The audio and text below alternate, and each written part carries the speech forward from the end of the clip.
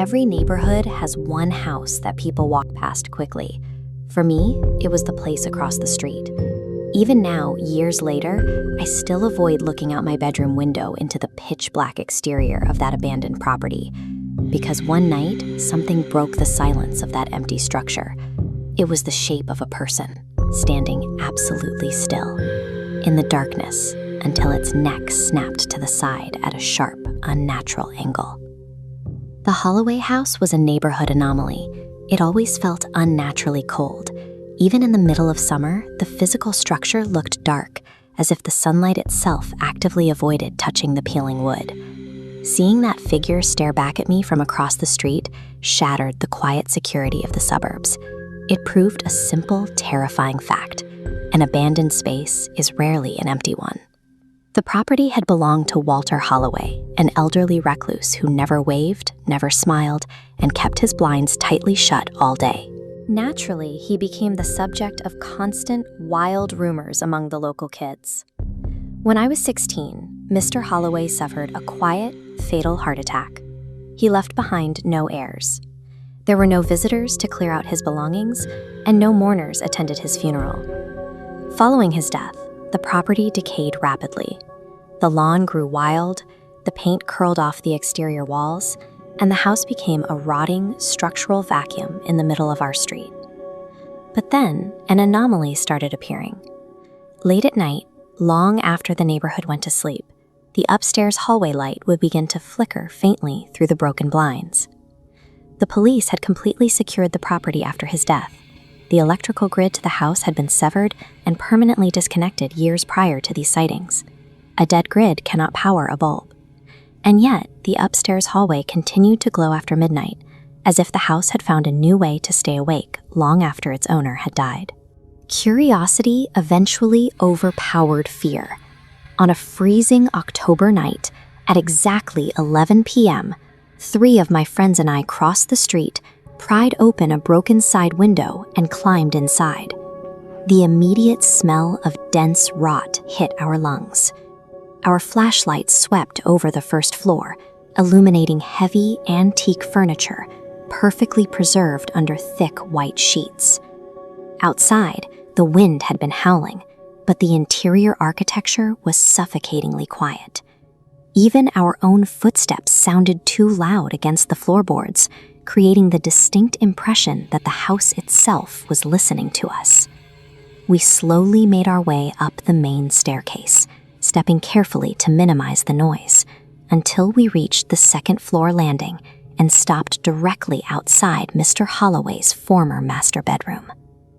Then, a heavy wooden door violently slammed shut. The sound echoed from the ground floor, originating directly beneath our position. The absolute silence was instantly replaced by the sound of heavy, deliberate footsteps walking across the floorboards below us. We realized in that second that we were trapped inside with an active physical threat. The footsteps reached the bottom of the staircase and began slowly creaking upward. Panic took over. We bolted down the hallway, scrambled out the broken window, and ran straight back to my bedroom across the street. Still shaking, we went to my window to look back at the abandoned house. And there it was. Hovering in the exact second-story window we had just fled from was an unnaturally tall, pitch-black figure. It began to move side to side. The motion was incredibly stiff, lacking any fluid joint articulation. It looked like an entity struggling to mimic basic human biomechanics. Without warning, the upstairs hallway light flickered on. In that split-second flash, we saw a pale, completely stretched face bearing an impossibly wide smile before the bulb piped, plunging the room back into total darkness. As we watched, the shadow began its retreat. It didn't step back, it simply glided deeper into the shadows of the long hallway, smoothly sliding away without its legs ever moving. The elongated arms, the stiff neck, and that frictionless gliding retreat, nothing about it moved with the weight or rhythm of a person. Whatever was in that house didn't need to walk to get where it was going. Tyler grabbed the phone and called the police. Within 15 minutes, officers arrived and executed an aggressive room-by-room sweep of the entire property with heavy flashlights.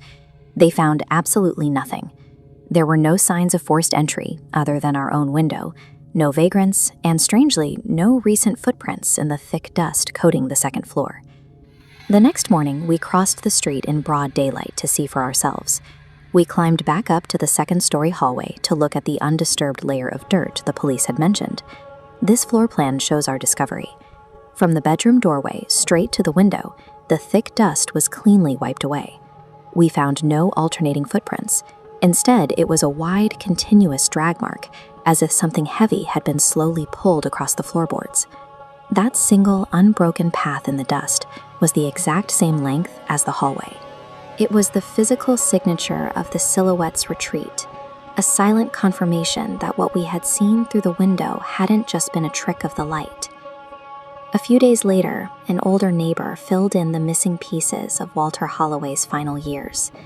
He explained how the old man had suffered a severe, isolated descent into complete paranoia. Holloway was entirely convinced that a whispering, scratching presence lived inside his walls. Every night after midnight, he claimed this presence would physically manifest in the hallway outside his bedroom door. The most disturbing detail was Holloway's final warning to that neighbor. He stated clearly that looking at the hallway entity for too long causes it to permanently attach its attention to the observer. Months went by, and life mostly returned to normal. But one night, I woke up sharply at 3 a.m. Looking out my window, across the street, the black silhouette was standing there again. This time, it slowly raised one elongated arm and waved. The city eventually condemned the Holloway house. It was completely demolished, the debris hauled away, leaving nothing but an empty patch of dirt. Late at night, if you look into that empty lot, a pitch-black silhouette slowly materializes, hovering exactly where that second-story window used to be. The demolition revealed something far more persistent than a haunted house. The structure was gone, but the attention remained. It wasn't living in the walls of the Holloway house. It was living in the memories of those who stopped to look.